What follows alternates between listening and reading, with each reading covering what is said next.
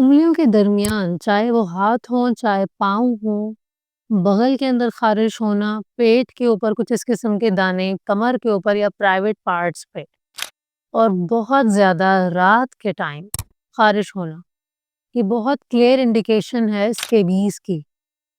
आप इसका इलाज किस तरीके से कर सकते हैं? क्या इसकी प्रिवेंशन होती है? किस तरीके से ओवरऑल पूरे घर को आपने इसके फैलने से बचाना है? इन तमाम चीज़ों को हम इस वीडियो में डिस्कस करेंगे। मेरा नाम है डॉक्टर हिना बेग, मैं एक पाकिस्तानी मेडिकल डॉक्टर हूँ एंड न्यूबॉर्न केयर एक्सपर्ट हूँ।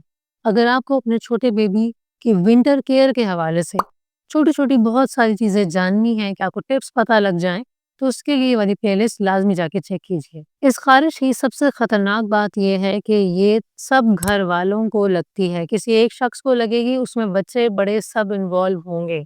तो आपने सिर्फ़ उस एक बंदे का इलाज नहीं करना होता, ओवरऑल सबका इलाज करना होता है। स्कैब फ्री एक लोशन आता है, जो बेसिकली जो फार्मा का नेम है उसका वो है परमेथ्रिन, 5% परमेथ्रिन, ठीक है? ये लोट्रिक्स के नाम से भी लोकल नेम है कंपनी का, उसके नाम से भी ये मिलती है। अब ये आपने रात के टाइम बच्चे को या बड़े जिसको भी है ओवरऑल पूरे जिस्म पे चेहरा छोड़ के लगाना होता है। जैसे मसाज कर रहे हो आप, लोशन जैसे लगाते हैं। लगाने के बाद आपने सो जाना है, सुबह उठ के आपने नहाना है। ये चीज़ ऐसे क्यों करनी है? क्योंकि रात के टाइम बहुत देर तक ये जज़्ब रहेगी, आप मूव भी नहीं कर रहे होंगे, ज़्यादा अच्छा रहेगा कि हम इसीलिए हम इसको कहते हैं कि आप रात के टाइम पे लगाएँ, ठीक? सुबह उठ के आप नहा लेंगे, ये सेम चीज़ आपने 1 वीक के बाद अगेन रिपीट करनी है। रात के टाइम आपने इस तरीके से लगाया, सुबह उठ के आप नहा लिया, अराउंड 8 आवर्स, 12 आवर्स के लिए लोशन आपके साथ आपकी बॉडी में एब्ज़ॉर्ब होता रहा। अब ये दूसरे को क्यों लग रही है? क्योंकि ये एक कंटेजियस डिज़ीज़ है, फैलने वाली ख़ारिश है। छोटे बच्चे को हो चाहे बड़े को हो। तो अब तरीका ये होता है कि किसी भी घर के एक फ़र्द को ये बीमारी हो गई, आप ओपीडी में गए, आपने चेक करवाया, तो डॉक्टर हमेशा आपको यही कहेगा कि घर के अंदर छोटे से छोटा बच्चा, बड़े से बड़े जितने लोग हैं, सबको ये लोशन लगा के रात में सोना है और सुबह उठ के नहाना है और 1 हफ़्ते के बाद अगेन यही चीज़ रिपीट करनी है। क्योंकि इसका इंक्यूबेशन पीरियड दूसरे को लग गई है, आपको पता ही बहुत अरसे बाद पता लगेगा। इसका इंक्यूबेशन पीरियड मतलब खामोशी का पीरियड बहुत लंबा होता है। हम ये शायद समझते हैं कि नहीं किसी को भी नहीं लगी, सिर्फ़ इसी शख्स को थी, लेकिन ऐसा नहीं होता। इसके अंडे और ये खुद कीड़ा एक लंबे साइकिल में चल रहे होते हैं, एक के बाद एक दूसरे बंदे को लगती रहेगी। लिहाज़ा इसलिए आपने एक ही दफ़ा पूरे घर से इस चीज़ की निजात हासिल करनी होती है। इसके अलावा बेडशीट्स का बहुत बड़ा रोल होता है, तकियों का बहुत बड़ा रोल होता है, इसके अंदर ये चली जाते हैं। तो आपने इस चीज़ का भी ख़्याल करना है कि आपने बेडशीट्स को, तकिए के पिलो कवर्स को सबको गर्म पानी के साथ वॉश कर लेना है, जितनी भी चादरें हैं घर के अंदर।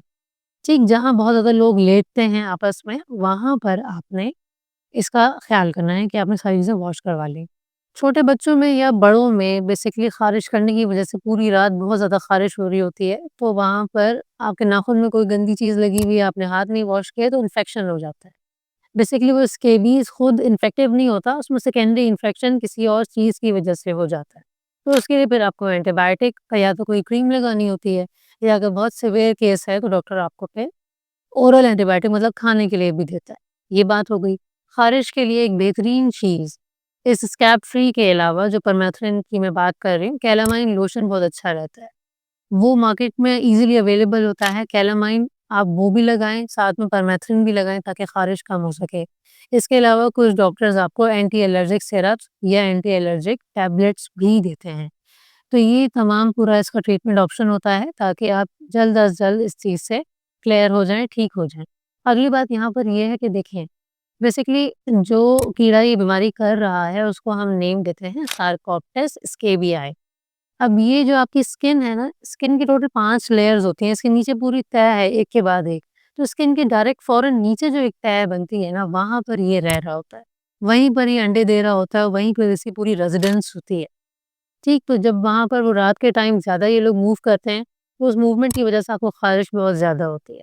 अब जब आप इसको लोशन को लगाएँगे, वो एब्ज़ॉर्ब हो जाएगा, तो पॉसिबिलिटी है कि लोशन के 1-2 दिन के बाद जब उन्हें पता लगेगा कि कोई केमिकल रिएक्शन हमें ख़त्म कर रहा है, तो उस केस में जब वो मरते हैं, तो उनकी बॉडी से कुछ केमिकल रिलीज़ होते हैं जो कि ख़ारिश को मज़ीद इंटेंस भी करा सकते हैं। तो कुछ लोगों की ये कंप्लेंट भी होती है कि लोशन लगाने के बाद तो हमें ख़ारिश बहुत बढ़ गई।